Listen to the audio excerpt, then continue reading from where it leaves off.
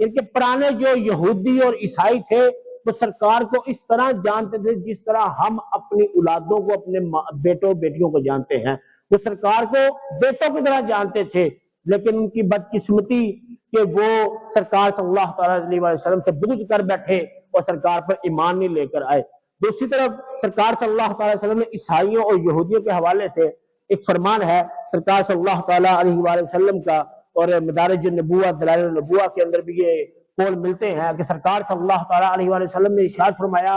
कि एक यहूदी या ईसाई इस्लाम कबूल करे, उसको आम मुसलमान के मुकाबले में दुगना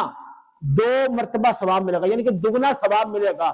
तो सहाबा ने अर्ज़ की, या रसूल अल्लाह, हम ईमान लेकर आए हैं, आपका कलमा पड़ा है, आपकी तस्दीक की है,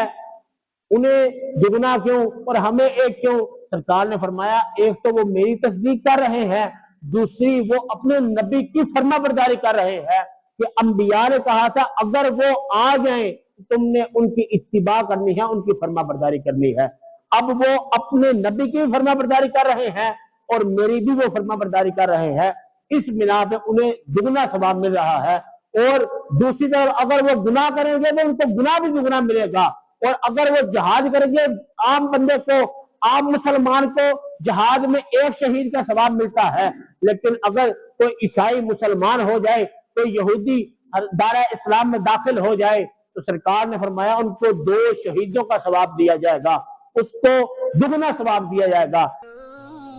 मज़ीद तहकीकी इस्लाही बयानात सुनने के लिए मौलाना हमजा अहमद कादरी के YouTube चैनल को सब्सक्राइब करें और बेल आइकन को प्रेस करें ताकि हर नई आने वाली वीडियो सबसे पहले आपको मिल सके।